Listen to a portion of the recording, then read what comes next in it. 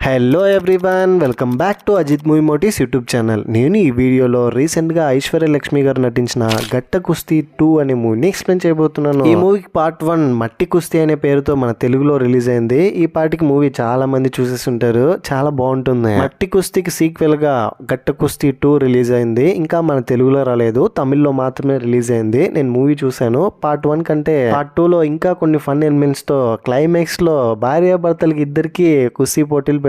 ఇద్దరిలో ఎవరు గెలుస్తారని. ఆ తర్వాత వీళ్ళ లైఫే చేంజ్ అయిపోతుంది. ఇంతకీ కీర్తికి వీరాకి పెళ్లి అయిపోయిన తర్వాత అసలు ఏం జరిగింది ఇదంతా తెలియాలంటే మూవీ చూడాల్సిందే. పార్ట్ 1 మీరు ఖచ్చితంగా చూసే ఉంటారని అనుకుంటున్నాను. ఒకవేళ చూడకపోయినా మీకు అర్థమయ్యేటట్టు ఎక్స్ప్లెయిన్ చేస్తాను. ఇంకా ఏం మాత్రం నేర్చుకున్నా నేనైతే మూవీలోకి వెళ్ళిపోతాను. అంతకంటే ముందు మీకేం చేయాలో తెలుసు కదండి. చిన్న లైక్ అండ్ స్మైల్ తో వీడియోని స్టార్ట్ చేసేయండి. మూవీ ఓపెన్ అవగానే కీర్తి వీరా పెళ్లి చేసుకున్న తర్వాత కీర్తి ప్రెగ్నెంట్ అవుతుంది. నేను రెజ్లిన్ లో గెలవలేకపోయాను, అట్లీస్ట్ నా బిడ్డ అయినా గెలవాలి. చూడు కీర్తి, నువ్వు కుస్తీలో ఈసారి ఖచ్చితంగా గెలుస్తావు, నా బిడ్డ మీద సత్యం అని బేబీ మీద ప్రామిస్ చేస్తాడు. ఆ తర్వాత ఇద్దరికి ఒక పాప పుడుతుంది. పాప పేరు మది. పుట్టిన తర్వాత కీర్తి రెజ్లింగ్ లో యాక్టివ్ గా ఉంటుంది కాబట్టి మనోడే ఇంట్లో ఉన్న పనులన్నీ చూసుకుంటాడు. కుక్ చేయడం, ఇంటికి నీళ్లు తీసుకురావడం, బట్టలు వాషింగ్ మిషన్ లో వేయడం, ఇలా ఇంట్లో పనులన్నీ వీరనే దగ్గరుండి చేసుకుంటాడు. కీర్తి కుస్తీ పోటీలకి ట్రైనింగ్ తీసుకుంటూ ఉంటుంది. ఇప్పుడు కూడా కుస్తీ పోటీల్లో తనే గెలిచి వస్తుంది. ఓడిపోయిన అమ్మాయి చాలా బాధపడుతూ ఉంటుంది. కీర్తికి ఒక కోచ్ ఉంటాడు. కీర్తితో పాటు అమ్మాయి కూడా సేమ్ కోచే. కీర్తి ఓడిపోవాలని కోరుకుంటాడు, కానీ కీర్తి గెలవడంతో కీర్తి మీద చిన్న గ్రడ్జ్ ఉంటుంది తనకి. కీర్తికి వీరా సపోర్టివ్ గా ఉండడం చూసి కోచ్ వీరా దగ్గరికి వెళ్ళి, మీలాంటి హస్బెండ్ ఉంటే ఎవరైనా గెలుస్తారు, కీర్తి కూడా మీ వల్లనే గెలిచింది, కంగ్రాచులేషన్ చెప్పి అప్రిషియేట్ చేసి వెళ్తాడు. వీరా ఇంట్లోనే ఉండడం వల్ల అపార్ట్మెంట్ లో ఉన్న వాళ్ళందరితోనూ చాలా జెల్ అయిపోతాడు. అందరితోనూ ఫ్రెండ్లీగా క్లోజ్ గా ఉండి జుంబా క్లాస్ అంటూ డాన్స్ క్లాస్ అంటూ అందరికి డాన్స్ నేర్పిస్తూ ఉంటే వాళ్ళ హస్బెండ్స్ కి వీరా నచ్చడు. ఎందుకంటే వాళ్ళ పిల్లలందరినీ వీరా వీడియో తీసి సోషల్ మీడియాలో పోస్ట్ చేస్తున్నాడు. కామెంట్స్ చూస్తుంటే ఈ ఆంటీలను ఎవరైతే చేసుకున్నారో వాళ్ళందరూ అదృష్టవంతులను ఉండడంతో అంకుల్స్ అంతా మీటింగ్ ఏర్పాటు చేసుకుని, ఈ వీరా గారిని మనం ఆపాలి, మన పిల్లలందరూ మన మాట వినట్లేదు, ఇంట్లో ఖాళీగా ఉన్నాడని, ఇలా చేస్తే చాలా కష్టం, వెంటనే వీరా ఏదైనా ఉద్యోగానికి పోయేలా మనమే అరేంజ్ చేయాలని వీరాకు ఉద్యోగం ఇప్పించడానికి చాలా స్ట్రగుల్ అవుతూ ఉంటారు. ప్రతి ఉమెన్ కి ఏదో ఒక వీక్ పాయింట్ ఉంటుంది కదా. ఇక్కడ కీర్తికి నెక్ మీద కిస్ చేస్తే తట్టుకోలేదు. వీరా నెక్ మీద కిస్ చేస్తే కీర్తి చేతిలో ఉన్న పాల గ్లాస్ కింద పడేస్తుంది. వెంటనే పక్కనే పడుకొని ఉన్న పాప మది లేచి, ఏంటమ్మా నిద్ర అంతా డిస్టర్బ్ చేశారు, నాకు ఆడుకోవడానికి ఒక తమ్ముడు కావాలి అని అంటుంది. తమ్ముడు ఇక రేపే కావాలనుకుంటున్నావు, అదేమన్నా స్విగ్గీలో పెట్టిన ఆర్డర్ రావడానికని మది వాళ్ళ నాన్న వీరా మదితో ఒక 10 months టైం పడుతుంది, నీకు తమ్ముడు వచ్చేస్తారులే, నేను కష్టపడతానని చెప్తాడు. ఆ తర్వాత ఒకరితో ఒకరు టైం స్పెండ్ చేస్తారు. మ్యారేజ్ ఫంక్షన్ ఉండడంతో వాళ్ళ ఊరికి వెళ్తాడు. ఫంక్షన్ పూర్తయిన తర్వాత వాళ్ళందరినీ కలుస్తాడు. ఇతను గుర్తున్నాడు కదా, మీరు పార్ట్ 1 లో చూసింటారు. కీర్తి వీరా పెళ్లి చేసుకోవడం అస్సలు నచ్చదు. మదితో మీ అమ్మా నాన్న ఏం చేస్తున్నారని అడిగితే, మా అమ్మ వెస్ట్లర్, మా నాన్న హౌస్ హస్బెండ్ అని చెప్తే, అలా చెప్పకూడదు, మీ మదర్ని ఎలాగైతే వెస్ట్లర్ అని చెప్తున్నావో ఫాదర్ ని కూడా అలాగే చెప్పాలి అని చెప్తాడు. ఆ తర్వాత ఒక మీటింగ్ లో ఇంతకు ముందు జరిగిన కుస్తీ పోటీల్లో కీర్తి గెలిచినందుకు గాను మెడల్ ఇస్తారు. కీర్తి మెడల్ తీసుకున్న తర్వాత నా గెలుపు కారణం నా హస్బెండ్ వీరా అని చెప్తుంది. వీరా కూడా చాలా హ్యాపీగా ఫీల్ అవుతాడు. అయితే కోచ్ గురించి కీర్తి చెప్పకపోవడంతో ఆల్రెడీ కీర్తి మీద కోచ్ కి గర్జు ఉంటుంది కదా, ఇప్పుడు ఇంకా అది పెరుగుతుంది. ఇంటికి వెళ్తే కోచ్ భార్య కూడా అవమానపరుస్తుంది. నువ్వే కదా వాళ్ళకి ట్రైనింగ్ ఇచ్చావు, ఇప్పుడు చూస్తే నీ పేరు కూడా చెప్పట్లేదు, చాలా నీకు సిగ్గుగా లేదు, నీ పేరు చెప్తారేమో అని నీ కొడుకు కూడా వచ్చాడు ఫంక్షన్ కి, కనీసం కోచ్ గానైనా గెలవండి అని చెప్తూ ఉంటుంది. ఆ తర్వాత మది చదువుతున్న స్కూల్లో కొత్తగా మీను అనే టీచర్ వస్తుంది. మది వాళ్ళ పేరెంట్స్ గురించి చెప్తూ వాళ్ళ నాన్న గురించి అమ్మ గురించి చెప్పి ఇద్దరు వెస్ట్లర్ అని చెప్తే, పక్కనున్న మది ఫ్రెండ్స్ అందరూ వాళ్ళ నాన్న వెస్ట్లర్ కాదు, వాళ్ళ నాన్న హౌస్ హస్బెండ్ అని చెప్తారు. దీంతో మది కోపం వచ్చి వాళ్ళ ముక్కు పగలగొడుతుంది. వెంటనే ప్రిన్సిపల్ వీరాని పిలిపించి, కొంచెమైనా నీ కూతురికి బుద్ధి ఉందా, ఇలా నా పెంచడం ఆడపిల్లని, అంత కోపం వస్తే మాత్రం మరి ఇలా కొడుతుందానంటే, మేడం ఏదో తెలియ జరిగిపోయింది, ఈసారికి నన్ను క్షమించండి, నా కూతురు తరపున నేను సారీ చెప్తున్నానంటే మీరు సారీ చెప్తే సరిపోదు, మీ కూతురు మది కూడా చెప్పాలనంటే మది సారీ చెప్పనంటుంది. నేను ఎందుకు చెప్పాలి నాన్న సారీ, అయినా వాళ్ళు కదా మిమ్మల్ని హౌస్ హస్బెండ్ అని చెప్పి వాళ్ళే నన్ను రెచ్చగొట్టారని చెప్తుంది. ఆ తర్వాత స్కూల్ బయట బస్ డ్రైవర్ తో ఎవరో కొంతమంది గల్లీ రౌడీలు వచ్చి గొడవ పడుతుంటే వాళ్ళతో ఫైట్ చేసి అతన్ని కాపాడినందుకు ప్రిన్సిపల్ ఇంప్రెస్ అయ్యి సర్లే మీ కూతురు ఇదే స్కూల్లోనే చదువుతుంది, టీసీఎం ఇవ్వనులే అని చెప్తుంది. ఆ తర్వాత అప్పుడే మీను టీచర్ వీరాకి పరిచయం అవుతుంది. ఇంటికి వెళ్ళిన తర్వాత వీరాని కూతురు మదిని చూసి కూతుర్ని ఇద్దరిని కొట్టిందని స్కూల్కి పిలిస్తే తండ్రి నలుగురిని కొట్టొచ్చాడు, మీరు చేస్తున్నది మీకైనా అర్థమవుతుందని అంటుంది. ఆ తర్వాత అలాగే రోజులు గడిచిపోతూ ఉంటుంది. ఎలాగైనా ఈసారి కోచ్ కీర్తిని కాకుండా ఇంకొక అమ్మాయిని గెలిపించాలనుకుంటాడు. డైలీ లాగానే మదిని స్కూల్ దగ్గర వదిలొస్తామని వీరా మదిని తీసుకుని స్కూల్కి వెళ్తే స్కూల్లో మీను టీచర్ని చూసి టీచర్ లాంగ్ హెయిర్ని చూసి ఇంప్రెస్ అయ్యి తనతో మాట్లాడతాడు. మీ హెయిర్ ఒరిజినలేనా లేదా శౌర్యం పెట్టుకున్నారా అని. కావాలంటే లాగి చూడండి అని మీను టీచర్ వీరా చేతికి జుట్టిచ్చి లాగమంటుంది. హో నీ గురించి చెప్పారు, మీ భార్య లాంగ్ హెయిర్ ఉందని చెప్పి మోసం చేసిందంటగా, ఒక ఫైట్ లో మీకు తెలిసిందంట తన జుట్టు మీ చేతిలోకి వచ్చేసిందంట అని నవ్వుకుంటుంది. మీను మలయాళం అమ్మాయి అవడంతో తనకి ఇంకా పెళ్లి కావడంతో తనతో మలయాళం మాట్లాడి ఇంప్రెస్ చేయడానికి ట్రై చేస్తుంటాడు. ఆ తర్వాత ఇదంతా గమనించిన మధ్య ఇంట్లోకి వెళ్ళి అమ్మ నాన్నకి మలయాళం కూడా వచ్చా అంటే లేదు లేదు నాన్నకి మలయాళం రాదనంటే లేదు మా టీచర్ మీనుతో ఈరోజు చాలా బాగా మాట్లాడాడు, భలే మాట్లాడతాడమ్మా నాన్న అంటే ఎవరా టీచర్ ఎందుకు మాట్లాడారనంటే లాంగ్ జుట్టు ఉందని చూడ్డానికి కూడా నీకంటే బాగుంటుందని చెప్తుంది మది. హో అదా విషయం అని. ఆ తర్వాత వీర వచ్చిన తర్వాత మలయాళంలో మాట్లాడి కోప్పడి డైలీ మీరు మదిని స్కూల్ దగ్గర తీసుకెళ్ళి ఇదా చేస్తున్నది నాకు అర్థమైంది, రేపటి నుంచి మదిని నేనే నా స్కూటీలో స్కూల్కి తీసుకెళ్తానని స్కూల్ దగ్గర తీసుకెళ్ళి మీను టీచర్ని చూస్తుంది. పొడవాటి జుట్టును చూసి పాజిటివ్గా ఫీల్ అయ్యి అక్కడ నుంచి వచ్చేస్తుంది కోపంతో. ఆ తర్వాత ఆ రోజు వీళ్ళ స్కూల్ డే. మది వాళ్ళ ఫ్రెండ్స్ అందరూ స్టేజ్ మీద డ్యాన్స్ చేస్తూ ఉండడం కీర్తి చూసి ఏంటిది ఇలా డ్యాన్స్ చేస్తుంది, అయినా పాపకి డ్యాన్స్ ఎవరు నేర్పించారనంటే వీరా నేనే నేర్పించాను, చూడు ఎంత క్యూట్గా డ్యాన్స్ చేస్తుందని చాలా ప్రౌడ్గా ఫీల్ అవుతూ వీరా కూడా కీర్తితో పాటు డ్యాన్స్ చేస్తాడు. పక్కనున్న మీను టీచర్ కూడా డ్యాన్స్ చేస్తుంటుంది. ఇదంతా కీర్తికి నచ్చట్లేదు, ఎందుకంటే మదిని ఒక వెజ్లర్గా తయారు చేయాలనేదే తన మోటివ్ అనమాట. ఈ డ్యాన్స్ ఈ ప్రోగ్రామ్స్ అంతా చూసిన తర్వాత కోపం వచ్చి నెక్స్ట్ డే నుంచి వీరాతో పాపని కలవనివ్వకుండా ఒక కోచ్ని పెట్టి పాపని టేక్ కేర్ చేయమంటుంది. సౌత్ ఇండియన్ టోర్నమెంట్స్ రాబోతుంది, ఈ టోర్నమెంట్లో నేను పార్టిసిపేట్ చేయాలి, నేను ఎలాగైనా గెలవాలి,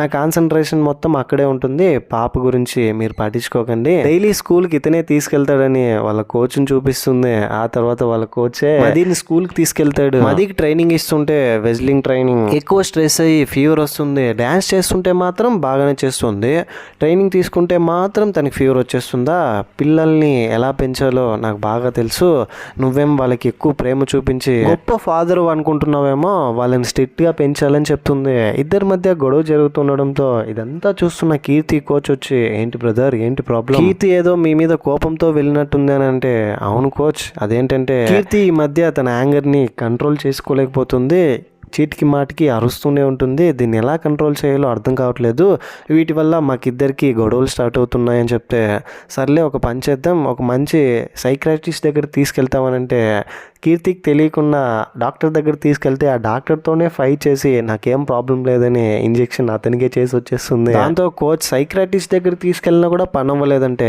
నాకు తెలిసిన ఒక ఆయుర్వేదిక్ డాక్టర్ ఉన్నాడు, అతని దగ్గరికి వెళ్ళి మందులు తీసుకో, ఆ మందులు 1 వీక్ వాడితే మీ భార్య కోపం ఖచ్చితంగా తగ్గి తను నార్మల్ అవుతుంది అని చెప్తే ఆ తర్వాత డాక్టర్ దగ్గరికి వెళ్ళి ఆయుర్వేదిక్ మందులు తీసుకొని కీర్తికి తెలియకుండానే పాలల్లో ఫుడ్లో కలిపి తినిపిస్తాడు. ఈ ఆయుర్వేదిక్ మందులు కలిపిన ఫుడ్ని పాలను తాగి తర్వాత చాలా నీరసంగా ఫీల్ అవుతుంది, ఎప్పుడు లో ఎనర్జీ ఉన్నట్టు కీర్తి బాడీలో. ఫైనలీ టోర్నమెంట్ రోజు వస్తుంది, కీర్తి పార్టిసిపేట్ చేయబోతుంది, కానీ వీరా అలాగే మీను కూతురు మది వీళ్ళు ముగ్గురు కలిసి ఒక టీవీ రియాలిటీ షోకి వెళ్తారు. అక్కడ ఫుడ్ ప్రిపేర్ చేసి ఫుడ్ గేమ్ లో పార్టిసిపేట్ చేసి అవార్డు గెలుచుకోవాలన్నమాట. మదికి ఇష్టమని మీను వీరా వీళ్ళిద్దరూ వెళ్ళి ఆ గేమ్లో పార్టిసిపేట్ చేస్తూ ఉంటారు, టీవీలో టెలికాస్ట్ అవుతూ ఉంటుంది. ఇదంతా కీర్తి గేమ్ స్టార్ట్ అయిన తర్వాత ఫస్ట్ టైం తను ఫోకస్ కోల్పోతుంది, చాలా లో ఎనర్జెటిక్గా ఫీల్ అవుతుంది, కీర్తి ఓడిపోతుంది. ఇంతకుముందు కీర్తితో పాటు పోటీపడి ఓడిపోయిన అమ్మాయి ఇప్పుడు మళ్ళీ కీర్తితోనే పోటీపడి గెలుస్తుంది. కోచ్ కూడా చాలా హ్యాపీగా ఫీల్ అవుతాడు. కీర్తి నేను ఎలా ఓడిపోయానని అయోమయంలో ఉంటుంది. ఆ తర్వాత గేమ్లోకి వెళ్ళడానికంటే ముందు ఫిజికల్ టెస్ట్ చేస్తారు కదా, బ్లడ్ టెస్ట్ ఇవన్నీ. కీర్తి బ్లడ్లో స్టెరాయిడ్స్ ఉన్నాయని తెలుస్తుంది రిపోర్ట్లో. ఇది తెలుసుకున్న తర్వాత కీర్తికి అర్థమయ్యేది ఏంటంటే 1 వీక్ నుంచి వీరా ఎక్కువ కేరింగ్గా తనే దగ్గరుండి ఫుడ్ ప్రిపేర్ చేసి ఇవ్వడం, పాలు ఇవ్వడం ఇదంతా గుర్తు తెచ్చుకుంటుంది. వెంటనే ఇంటి లోపలికి వెళ్ళి కిచెన్లో ఒక పౌడర్ ఉంటుంది, ఆ పౌడర్ని ల్యాబ్కి పంపించి టెస్టులు చేసిన తర్వాత అందులో స్టెరాయిడ్స్ ఉన్నాయని తెలుస్తుంది. అప్పుడే కీర్తికి అర్థమయ్యేది ఏంటంటే ఇంతకుముందు వీరాకి కీర్తికి మధ్య జరిగిన గొడవలో వీరా నువ్వు ఓడితే కానీ నీకు బుద్ధి రాదని చెప్పింటాడు క్యాజువల్గా. ఆ మాటలు గుర్తు తెచ్చుకుని నన్ను ఓడిపించడానికి ఇలా చేస్తాడని కోపంతో ఉంటుంది. అదే టైంలో రియాలిటీ షో కంప్లీట్ చేసుకుని ప్రైజ్ విన్ అయ్యి మది అలాగే వీరా మీను వీళ్ళు ముగ్గురు అవార్డు తీసుకుని వస్తారు. జరిగిందంతా తెలుసుకున్న తర్వాత వీరా నేను కావాలని చేయలేదని అంటుంటే కూడా అదే టైంలోనే 1 year వరకు కీర్తి పోటీలో పార్టిసిపేట్ చేయకూడదు అని వస్తుంది. ఈ న్యూస్ తెలిసిన తర్వాత కీర్తి ఎమోషనల్ అయ్యి వీరా దగ్గరికి వచ్చి కోప్పడి లైఫ్లో నీ మొహం నాకు చూపించకు, నేను నా పాపను తీసుకొని వెళ్తానని కోపంతో అక్కడి నుంచి వెళ్ళిపోతుంది. ఇంతటితో ఇంటర్వెల్. సెకండ్ హాఫ్లోకి వెళ్ళిపోయే ముందు మీకు కనుక నా ఎక్స్ప్లెనేషన్ నచ్చితే మరిన్ని ఇలాంటి కైండ్ ఆఫ్ ఎక్స్ప్లెనేషన్ వీడియోస్ కోసం మన ఛానల్ని సబ్స్క్రైబ్ చేసి బెల్ ఐకాన్ క్లిక్ చేసేయండి. సెకండ్ హాఫ్ ఓపెన్ అవగానే ఆ తర్వాత కీర్తి సైడ్ ఉన్న వాళ్ళందరూ కీర్తికి సపోర్ట్ చేస్తారు, వీరా సైడ్ ఉన్న వాళ్ళందరూ వీరాకి సపోర్ట్ చేస్తారు. ఇప్పుడు మగాడు అనిపించుకున్నావు, ఆడవాళ్ళని అలాగే అణగదొక్కాలని ఓడిపించడానికి మందు కలపడం కూడా కరెక్ట్ అని చెప్తాడు. అది ఎవరో కాదు వాళ్ళ మావయ్య. శభాష్ అల్లుడు, నువ్వు ఇలాగే ఉండాలి, ఇన్ని రోజులు నువ్వు హౌస్ హస్బెండ్ గా ఉంటే చూసి తట్టుకోలేకపోయానని చాలా బాధపడతాడు. ఆ తర్వాత వీరాకి తన కూతురు గుర్తొచ్చి కూతురుని చూడడానికి మది దగ్గరికి వెళ్తాడు ఇంటికి. మది వీరాని చూడంగానే నాన్న అని గట్టిగా అరుస్తూ హగ్ చేసుకోవడానికి పరిగెత్తుకుంటూ వస్తుంటే కీర్తి మధ్యలో వచ్చి మదిని లాక్కుంటూ తీసుకెళ్ళిపోతుంది. వీరాని చూసి నా కూతురుని మీరు చూడడానికి వీల్లేదని కోపంతో. ఆ తర్వాత బాధతో ఇంటికి వచ్చి వీరా మనం ఇచ్చిన మందుల్లో ఏదో తప్పు జరిగిపోయింది, ఎలాగైనా కీర్తికి అర్థమయ్యేటట్టు మీరే చెప్పాలని కోచ్ దగ్గర వచ్చి చెప్పమంటే కోచ్ నేను అలాగే కీర్తికి నేనే ఇవ్వమన్నానని చెప్తానని చెప్తాడు. కానీ కీర్తితో ఏం చెప్పడు, చెప్తే ఇతని గురించి నిజం తెలిసిపోతుంది కాబట్టి. కీర్తికి తెలియకుండా మది వాళ్ళ నాన్నతో ఫోన్లో మాట్లాడుతూ ఉంటుంది, అడిగితే ఫ్రెండ్ అని చెప్తుంది. చివరికి ఒక రోజు తెలిసిపోతుంది వాళ్ళ నాన్నతోనే మాట్లాడుతుందని. కట్ చేస్తుంది, ఫోన్ తీసుకుని పగలగొడుతుంది. డైలీ మదిని చూడడానికి వీరా స్కూల్ దగ్గరికి వెళ్తాడు, లంచ్ తినిపిస్తాడు.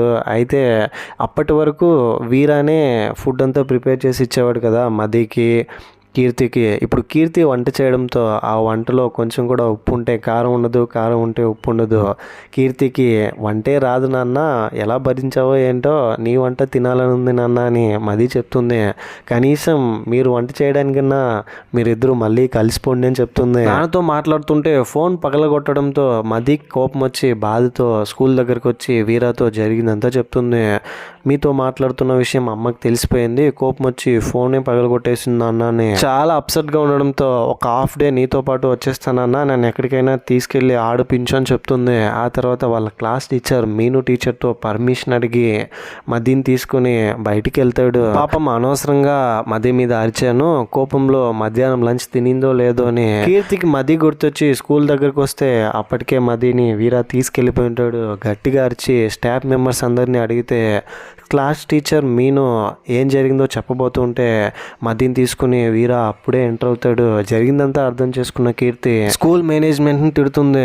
నేనే కదా మార్నింగ్ వచ్చి స్కూల్లో డ్రాప్ చేసి వెళ్ళాను, ఇప్పుడు ఎలా వాళ్ళతో పంపిస్తారని అంటే నేను పంపించింది ఎవరితోనూ కాదు కదా వాళ్ళ నాన్నతోనే కదా, మీ ఫ్యామిలీ ప్రాబ్లమ్స్ని మా దగ్గర చూపించకండి అని స్కూల్లో ప్రిన్సిపాల్ కోప్పడుతుంది కీర్తితో. మదిని తనతో పాటు తీసుకెళ్తుంటే మది రాను నేను నాన్నతోనే ఉంటానని నాన్నని గట్టిగా పట్టుకుని ఉంటే కీర్తి వచ్చి మదిని కొడుతుంది. మదిని కొడుతూ ఉంటే నాన్న వీరా చూడలేక కీర్తిని కొడతాడు. కీర్తిని కొట్టడంతో కీర్తి మదిని అక్కడే వదిలేసి బాధతో అక్కడి నుంచి వచ్చేస్తుంది. ఇంటికి వెళ్ళి నా బిడ్డని నేను ఎలా కొట్టాను, ఎంత పెయిన్ఫుల్గా ఫీల్ అయిందో ఏంటో అని చాలా ఏడ్చేస్తుంది. మదిని ఇంటికి తీసుకెళ్ళిన తర్వాత వీరా మదితో టైం స్పెండ్ చేసి అమ్మ చాలా కలలు కనిందమ్మా చిన్నప్పటి నుంచే అని అమ్మ స్టోరీ గురించి చెప్పి అమ్మ గురించి అర్థమయ్యేలా చేస్తాడు. అమ్మకు కూడా నువ్వంటే చాలా ఇష్టం, ఏదో నువ్వు రెస్లింగ్ నేర్చుకోవాలని అలా చెప్తుంది కానీ నీ పైన నిజంగా ప్రేమ ఉందమ్మా అని చెప్తాడు. నువ్వు పుట్టిన తర్వాత నేను మళ్ళీ పోటీల్లో పాల్గొననేమో, నా డ్రీమ్ ఇంకా ఇంతటితో చచ్చిపోతుందేమో అని బాధపడుతూ ఉంటే నేనే మీ అమ్మని మోటివేట్ చేసి పంపించాను, నీ బాధ్యత నేను తీసుకున్నాను, అప్పటి నుంచే హౌస్ హస్బెండ్గా ఉన్నాను, చెప్పాను. ఇంకో విషయం ఏంటంటే మధ్యలో మీ అమ్మ నీ కోసం ఇవన్నీ వదిలేస్తాననింది, కానీ నేనున్నా అని చెప్పడంతో ఇలా తనకి నచ్చింది చేస్తుందని చెప్తాడు. వీరా వాళ్ళ అక్క కూడా వీరాతో, చూడు వీరా, నాకు పిల్లలు లేరు, ఒకవేళ నాకు పిల్లలు ఉంటే నేను కూడా కీర్తి లాగానే కూతుర్ని పెంచేదాన్ని, అయినా ఈ రోజుల్లో ఆడపిల్లలకి కరాటే ఇలాంటివి నేర్పించడం మంచిదే కదా, తను వెజ్లింగ్ నేర్చుకుంటే ఉపయోగపడుతుంది లైఫ్లో తనకే. బయట ఇప్పుడున్న సొసైటీలో ఆడపిల్లలకి రక్షణ లేదన్న విషయం నీకు తెలుసు. ఒక 15 ఏళ్ళు వచ్చిన తర్వాత తనకి ఇష్టం ఉంటే కంటిన్యూ చేస్తుంది, లేదా మానేస్తుంది, తనకు నచ్చిన పనే కదా చేస్తుంది. ఇప్పుడు నేర్పిస్తే తప్పేముంది, కొంచెం స్ట్రిక్ట్గా పెంచడంలో తప్పే లేదని చెప్పి కీర్తి పాయింట్ ఆఫ్ వ్యూలో థింక్ చేయమని చెప్తే వీరా కూడా ఆలోచిస్తాడు, అవును కదా కీర్తిలోనూ న్యాయం ఉందని. కీర్తి దగ్గర కూడా వాళ్ళ నాన్న నచ్చ చెప్తూ ఉంటాడు, ఇప్పుడు నువ్వెలా బాధపడుతున్నావో, నువ్వు లేదని. అక్కడ వీరా మధ్య వీళ్ళిద్దరూ అంతే బాధపడుతున్నారు, పద ఒకసారి వెళ్ళి మాట్లాడదామని మొత్తం ఫ్యామిలీ అందరూ అక్కడికి వెళ్తారు వీరా వాళ్ళ ఇంటికి. అప్పటికే వీరా ఇంట్లోకి ఆ రోజు మది స్కూల్కి వెళ్ళకపోవడంతో క్లాస్ టీచర్ మీను మదిని చూడడానికి వస్తుంది. మది చాలా అప్సెట్ అయ్యి ఎవరైనా నవ్విస్తే చూడాలనుకుంటుంది. అందరూ ట్రై చేస్తారు, ఎవ్వరి వల్ల నవ్వించడం కుదరదు. దాంతో మీను సాంగ్ ప్లే చేసి డ్యాన్స్ చేస్తూ ఉంటే నవ్వడం స్టార్ట్ చేస్తుంది. మది నవ్వుతూ ఉంటే వీరా అండ్ వీరాతో పాటు ఉన్న వాళ్ళ మావయ్య వీళ్ళందరూ కూడా డ్యాన్స్ చేస్తారు. మీను టీచర్తో కలిసి కొంచెం మింగిల్ అయ్యి వీరా డ్యాన్స్ చేస్తూ ఉంటే అదే టైంలోనే కీర్తి అండ్ వాళ్ళ ఫ్యామిలీ మెంబర్స్ అందరూ వచ్చి చూసి షాక్ అవుతారు. ఏంటన్నా నేను లేదని ఇద్దరు బాధపడుతూ ఉంటారన్నావు, ఇప్పుడు చూడు ఎంత హ్యాపీగా ఉన్నారని.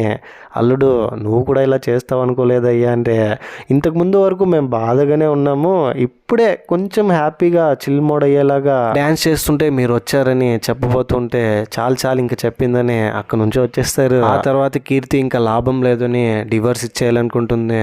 డివోర్స్ నోటీస్ పంపిస్తుంది వీరాకి. అవును, కోచ్కి మనం చెప్పాం కదా, నేనే సజెస్ట్ చేస్తాను ఆ మందులు వాడమని. ఇప్పుడు కోచ్ తనకి చెప్పాడా లేదా అని ఫస్ట్ ఆ మందులు ఇచ్చిన డాక్టర్ దగ్గరికి వెళ్ళి డాక్టర్ని 4 పీకితే కోచ్ గురించి చెప్తాడు. కోచ్ దగ్గరికి వెళ్ళి బాగా కొట్టి మళ్ళీ కీర్తి దగ్గరికి వెళ్ళి ఆ మందులు వాడమనింది మీ కోచ్ అని చెప్తాడు.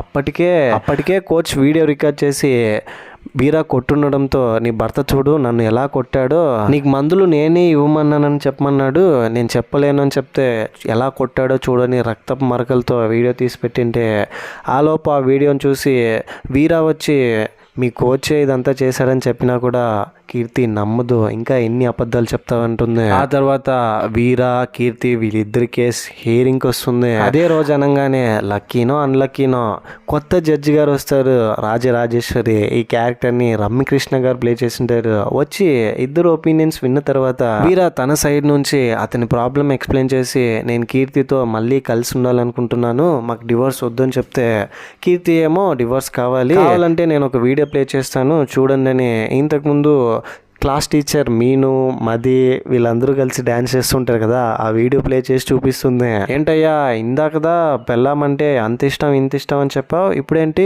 వేరే ఉమెన్తో కలిసి డ్యాన్స్ చేస్తున్నావు అంటే అది ఏదో ఆ మూమెంట్లో జరిగిపోయింది, ఇదంతా మదిని నవ్వించడానికే చేశామని చెప్తాడు. సరే నేను ఒక టీ బ్రేక్ తీసుకొస్తాను, ఆలోపు మీరు కలిసి మాట్లాడుకొని డిస్కస్ చేసుకోండి అని జడ్జి గారు లోపలికి వెళ్ళిన తర్వాత వీళ్ళ మధ్య ఒకరికొకరికి ఆర్గ్యుమెంట్ వస్తుంది. నువ్వు అమ్మాయివి అయినా మావాడితో నీకెందుకని అంటే, అమ్మాయినా అయితే దమ్ముంటే నాతో పోటీలో గెలవమండి అని అంటుంది. దాంతో వీర వైపు ఉన్న వాళ్ళందరూ మీకిద్దరికి పోటీ జరగాలని చెప్తారు.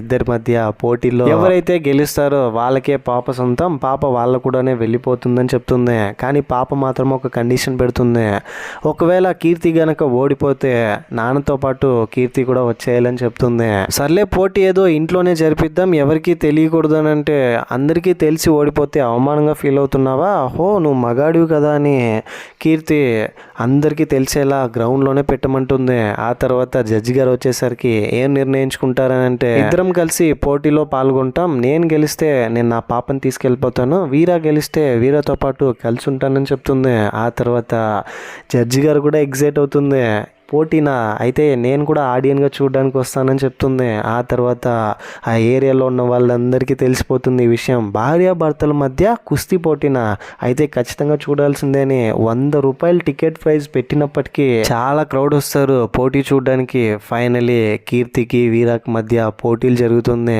20 పాయింట్స్ ఎవరైతే ఫస్ట్ అచీవ్ చేస్తారో వాళ్ళే పోటీలో గెలిచినట్టు. పోటీకి వెళ్ళడానికంటే ముందు మది వాళ్ళ నాన్న వీరా దగ్గర ప్రామిస్ చేసుకుంటుంది, నాన్న ఖచ్చితంగా నువ్వే గెలవాలి, అమ్మ మనతో పాటు వచ్చేయాలని చెప్తుంది. అతను కూడా ప్రామిస్ చేస్తాడు నేనే గెలుస్తానని. పోటీలో పాల్గొన్న తర్వాత నిజంగా వీరా కీర్తి చేతిలో ఓడిపోతూ ఉంటాడు. కీర్తికి 12 పాయింట్స్ వచ్చేస్తుంది, ఇంకా వీరాకి 0 పాయింట్సే. కొంతసేపటికి కీర్తిని ఓడిస్తాడు, వీరాకి పాయింట్స్ పెరుగుతుంది. 19 పాయింట్స్ వచ్చేస్తాయి కీర్తికి. ఇంకొక పాయింట్ వస్తే కీర్తి గెలుస్తుంది, వీరాకేమో ఇంకా కొన్ని పాయింట్స్ రావాలి. ఇద్దరి మధ్య పోటీ జరుగుతూ ఉంటే వీరా కూతురు మధ్య చేతులు జోడించి దేవుణ్ణి కోరుకుంటూ ఉంటుంది, నాన్న గెలవాలి, అమ్మ రావాలి అని. ఇదంతా చూస్తున్న వీరా ఎలాగైనా తన కూతురు కోసమైనా, ఇచ్చిన మాట కోసమైనా కీర్తిని ఓడించాలని కీర్తి దగ్గరికి వెళ్ళి కీర్తితో ఫైట్ చేస్తూ తన వీక్ పాయింట్ లో కిస్ చేస్తాడు. అలాగే ప్రతిసారి కిస్ చేసి తనను ఓడించి ఫైనలీ అతనికి కూడా 19 పాయింట్స్ తెచ్చుకుంటాడు. ఇంకొక పాయింట్ వస్తే గెలుస్తాడు. అదే టైంలో ఇంకొక పాయింట్ వస్తుందనంగా కీర్తి స్ప్రూ కోల్పోయి కింద పడిపోతుంది. వెంటనే వీరా వెళ్ళి ఏమైంది కీర్తి అని కంగారు పడుతూ డాక్టర్ని పిలిస్తే వెంటనే అక్కడున్న ఒక ఉమెన్ చూసి కీర్తిని కంగారు పడాల్సింది ఏం లేదు, తను నెల తప్పింది, తను ప్రెగ్నెంట్ అయింది అని చెప్తుంది. ఇదంతా చూస్తున్న జడ్జి గారు వీరా వైపు చూసి చేసిందంతా చేసేసి విడాకుల కోసం వస్తారని అక్కడి నుంచి వెళ్ళిపోతుంది నవ్విస్తూ. ఇద్దరి మధ్య పోటీల్లో ఇద్దరు గెలవలేదు. తను స్ప్రో కోల్పోయి పడిపోవడంతో గేమ్ అంతటితోనే ఆగిపోతుంది.